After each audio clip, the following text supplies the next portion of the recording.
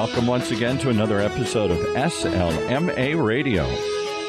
Brought to you on behalf of the entire Sales Lead Management Association that has to do with sales lead management. It probably starts here with the SLMA Radio Show.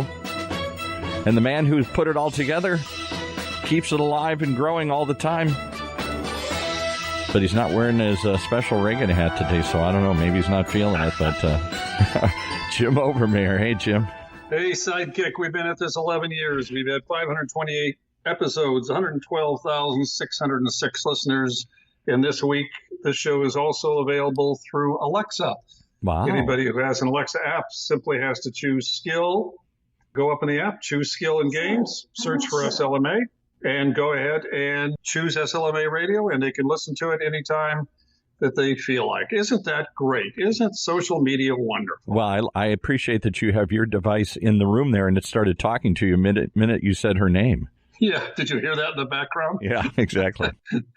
In any case, hey, I'm excited today about this particular show. We could say I'm always excited about all the shows, but Jocelyn Brown comes to us. I listened to her on Sales Pipeline Radio when she did a show there, The Art and Science of Customer Loyalty, Community Advocacy, and more. And she was on there with Matt Hines, a year or so ago. And we edit that show, and you're his sidekick also, Paul. Yes, I am. And it was a great program. I reached out to Jocelyn to talk more about this issue of the customer being the center of everything. So the title of our program today is The Payoff, when customers are the center of everything for marketing and sales. Jocelyn Brown is the Senior Vice President, Customers and Revenue. She oversees the sales and customer success teams at Allocadia. Allocadia is a marketing platform, recognized leader in marketing performance management. It enables marketers to plan strategically, invest with purpose, measure the performance of their activities, and ultimately maximize marketing's impact on sales. I wish I had this a few years ago when I've been running sales and marketing at several different companies. Jocelyn, welcome. Oh, thank you for having me. We've heard a lot from pundits in the past few years that the customer is why you're in business. Hello. And why they're important, what we should do about it. Everybody wants to tell us what we should do about it. Now, you've agreed to discuss this today, but you're going to take it a lot further, just a concept and more than an idea that passes so quickly at a conference keynote when somebody stands up and says, oh, boy, you got to look at the customer as the center of everything. But they don't tell you how to do it. They don't tell you how you ingrain this as a philosophy and how you change the culture of your company. And you're going to help us do that today. But before we start that, I think it's important that people understand more about Allocadia other than what I just said in the introduction. Can you give us a couple of minute rundown of what the company does and why it's so important to marketers today, and also how it pertains to this art and science of customer loyalty, how the customer should be the center of everything for marketing and sales? Yeah, absolutely. I mean, I can really go to the founding story to really get there, in that Allocadia was founded by a marketer who really went to solve her own problem. And that has meant that the customer almost leads the company, in that she really did go to solve her own problem. So marketers have this amazing responsibility for growth in a company, and they have this amazing sort of accountability around the amount of amount of money that they're spending to get this done, and what they're being held accountable for, the kind of measurement that's responsible for how they're doing their job. But they don't really have the tools to do it. They've really been kind of left out of really being able to have the tools to run their business. So as you said, we have the Run Marketing platform, and it really is about making sure that marketers have the right tool set to be able to plan well and align sort of their plans with those goals, then actually manage that investment with real purpose, make sure they're spending every dollar in the best and most efficient and effective way possible against the real company goals, making sure they're always spending in the right way to actually grow that company. And then they need to be able to optimize. It's not a static kind of a function. You're actually doing stuff every day that probably involves a change in the way that you're executing your marketing and aligning with maybe what your sales strategy is. So we really want to make sure that they have every tool to be really confident about how they're investing, how they're supporting the company's growth, and what they should be doing next.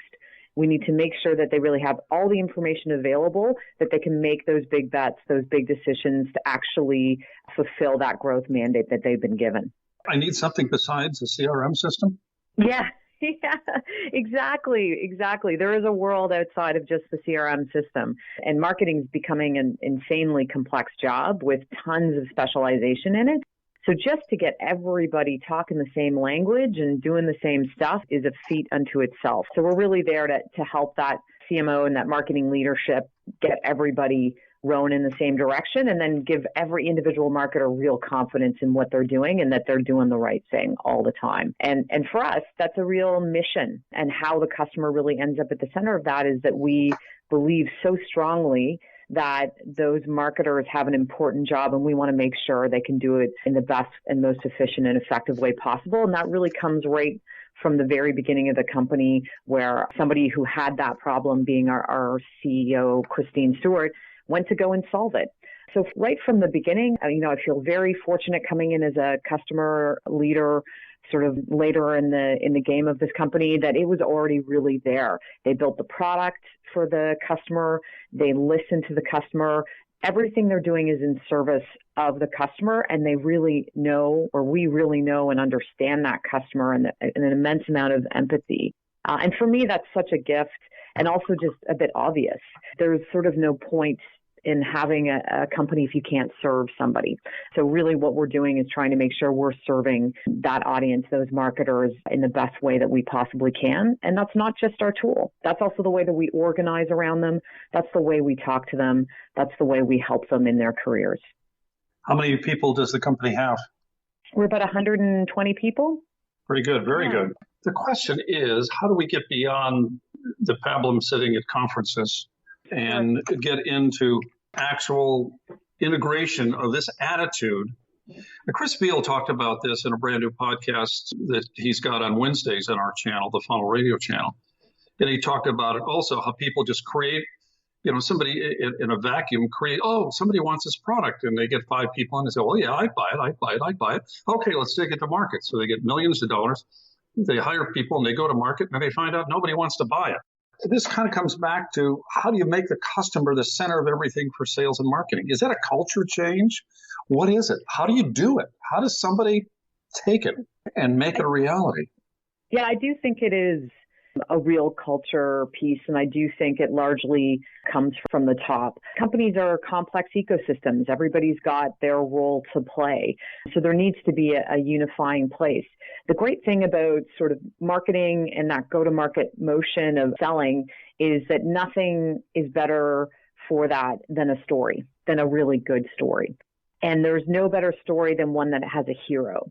So if you really start looking at your opportunity to drive your go-to-market motions, to drive the growth of your company as being dependent on having that amazing story that you can tell, that others can relate to, and that can highlight this amazing journey that you've partnered with this person to go on, that's memorable. And that's not just memorable to the outside of your company, to when you're actually selling to new folks or otherwise, it's memorable inside your company. So to help you have a common language, to help you align around what you're trying to accomplish in goals, if you're always telling customer stories, if you're always grounding the thing that you're trying to do around achieving the outcome or solving the problem that your customer has, it means that everybody's got that in mind when they're doing it. And it gives you a language. I very much want anybody in our company to feel a personal relationship with our customers, to know them as best we can. And that's everything from the data that's available to them, to the way we have company meetings and highlight them, just to the way that we operate and talk about the problems we're trying to solve. There's lots of different strategies for that, but it really starts with that intent that we are all here to serve and to serve that customer. And so we have to know them, and we have to be able to understand what they're trying to accomplish. And then everything we do has to be about driving towards their goal. Well, you've got a twin leadership company there, don't you? It's very unusual. Yeah. Christine. And twin sisters, Catherine. Yeah, very interesting. So which one of them, when she hired people, stood up and looked these people in the face and gathered people together in a room and said, I don't know if you know why you're here, but I'm going to tell you why you're here. You're here to serve the customer. You're here to give the customer something that they're going to find of value. You're here to make a relationship with the customer. In sales, you're here to do it too. And marketing, you're here to communicate it. And if you all are on board in this, everybody from customer service on down to IT, if you're not on board, quit, leave. I'll find somebody else who can do it. Is that what she did? I think it's a little more organic in that it was embedded right from the very beginning because she is that customer. But I think what you're describing is something that either needs to be done or the sort of supporting material needs to be there. Because both Catherine and Christine had been working in marketing and knowing those people and those problems, it just everything they did, it all started there. And being a startup, you're really reliant on those initial people that take a bet on you.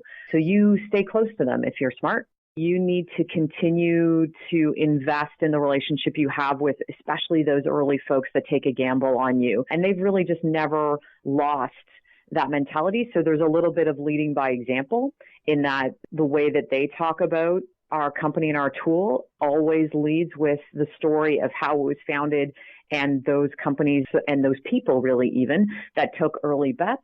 Customers sort of always present in our narrative. But then absolutely, you have to hire people that believe that.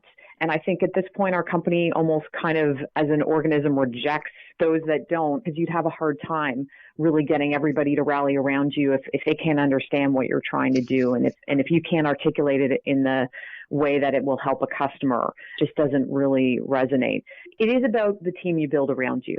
You do have to have it front and center of your values. And one of our values as a company is this idea of run together. And when we talk about run together, it's our team, our partners, our customers. That is the team. It's not just the internal people. We look at the whole kind of ecosystem of people that make our company successful as being on our team. And yeah, you do have to state it when you interview. I think you do have to restate it every time you get together as a team. And I think you do have to continue to commit to bringing the customer inside the company as much as you possibly can, both for the customer so that they're getting what they need, but also for the team to really be able to have a relationship with who it is that they serve.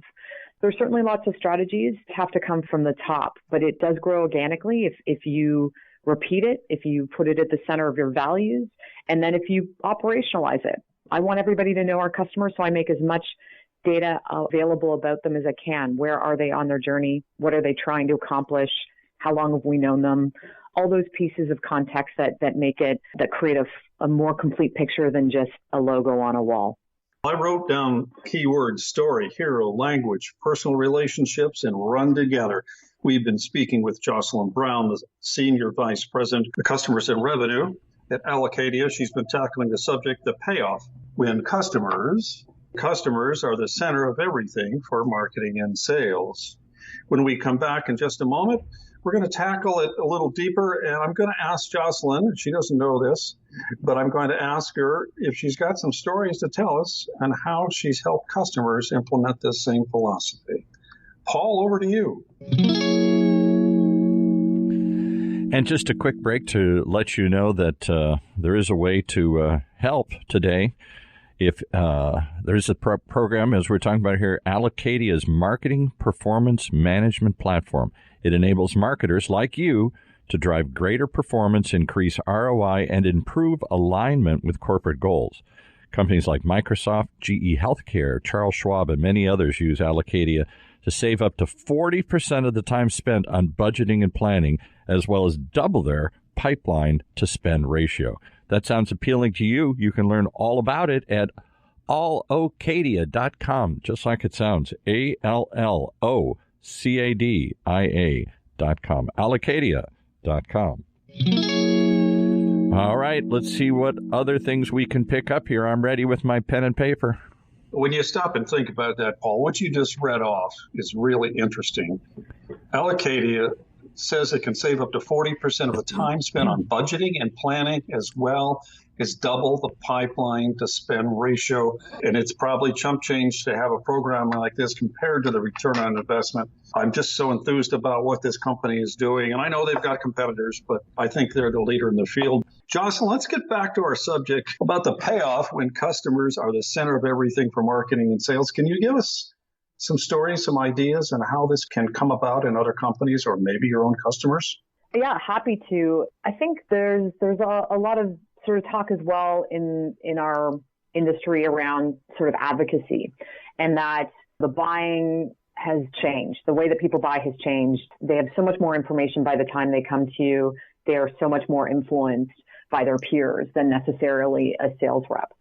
So you have to also imagine that a good chunk of your sales team are people that are not on your payroll, and that the experience that someone has with you, and not just with your software, it's important that your software delivers value, but with your entire organization is going to leave an impression, and they're going to take that impression with them, and they're going to tell somebody about it. There's lots of advocacy programs and ways to manage that, and that's necessary when you have a large network of advocates. It starts with just how you make people feel and how they understand your story and how it relates in their own story is really important, because they're going to tell it. If you realize that every time they talk to you, they're developing some sort of an impression, whether it be with your billing department or with the support line that they have, that builds a real profile and a real confidence and trust about whether they're going to put their own name on the line and talk about you. So if you really think about advocacy as a major part of your growth engine and that referral and peer-to-peer connection, then it really highlights how critical it is for you not just to talk the talk about customers at the middle, but to invest in it. Are you spending your time, money, and effort, those precious and finite resources, against making sure that that's possible?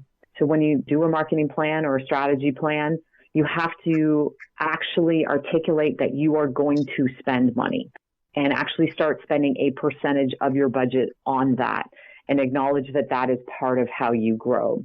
And that can certainly be done in Allocadia, but that also can be done just by showing people that that's the way to do it. And that's why I think we see lots of customer conferences and awards and lots of things like that, because you really need to highlight people and help them. They are your best salespeople always. In fact, I've had a prospect tell me a couple of times that somebody else, one of my customers, was my best salesperson, and that they'd earned the commission, and that's who I should be paying. So yeah, that's sort of how I think about it. Is you're selling all the time, and your customers are evaluating you all the time, and you need to earn their value all the time. So you can't just pay lip service to it. You actually have to spend money on it. And if you don't make that sort of a very specific part of your strategy, it just won't happen. Very interesting, because I don't know if I often think about that extra channel of distribution, sometimes hundreds of people out there selling for companies. And I bet some marketers say, well, yeah, that's great, but how do I communicate that to those hundreds of people? How do I get them to understand how serious this is? How do I get them to understand that the customer is the center of everything when they handle 15 different lines? But if your line is big enough, if your products are big enough for those distributors, they'll get the message. They'll get to understand that this idea really pays off. Now, had you experienced this at previous companies, Jocelyn? Yeah, I had the good fortune of working at Eloqua for a long time, also in the marketing technology space, a marketing automation platform. And we had a similar sort of thought process around customer success. And it was quite very early days of customer success. We invested quite a bit in the team that actually spoke to our customers and highlighted them. And we had a CEO who really believed in it. We named all of our meeting rooms after customers so that the sort of symbolic thing that they were always in the room and you were always talking about them because you were booking rooms and with those company names. I grew up in software with that just embedded in the way that I believed things worked. I have observed when that's not the case and it becomes a much harder battle. Like you said, it's hard to convince everybody, but there's some real economies of scale around having your customers almost selling on your behalf. And there is a real financial impact to the company when you do it well and when you don't. It's a real channel and there's ways to measure it. It can get tougher, but if you put some muscle behind understanding repeat customers, understanding where people go, and actually really reaching out to them and leveraging the power of the experience they have with you the first time, it's a real channel in any B2B business for sure. That's a great explanation. Eloqua keeps coming up in so many people we interview. And not that we've gone after the previous Eloqua people, but it just seems like Eloqua, there's just some companies that just seem to be the seed for so many other companies in the industry. Their employees come in and move out and mature, and they take those ideas with them. So I'm glad. I didn't know that you had been at Eloqua, but I can understand it. I get the feeling that that's where you came from. Very interesting. We have to kind of finish up today. Yeah. Can you give us the name of someone you look up to, and then how can someone reach you if they want to learn more about the payoff when customers are the center of everything for marketing and sales? Absolutely. Who do you look up to most in the industry? I was hired by a guy named Paul Tashima at Eloqua, and he's somebody who really taught me most of what I know about customer success and continues to be a strong mentor for me on that and many other topics. So he's somebody I look up to for sure. I know Paul. We've interviewed him, and Matt's interviewed him. He's a great guy.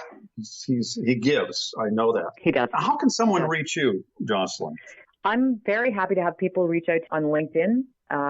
You can just look up Jocelyn Brown. I'm pretty easy to find, and that's probably the fastest way to get a response from me. Also on Twitter, it's at Joce Brown, Joce Brown.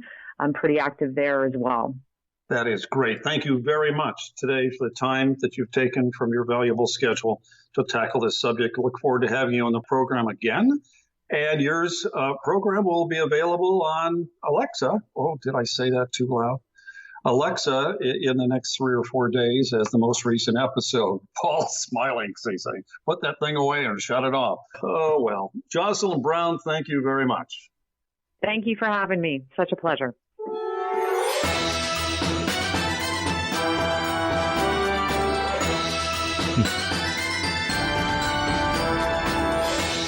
You've been listening to another episode of SLMA Radio, brought to you on behalf of the thousands and thousands of members of the Sales Lead Management Association. That has to do with sales lead management or sales lead marketing. It probably starts here with the SLMA Radio Show.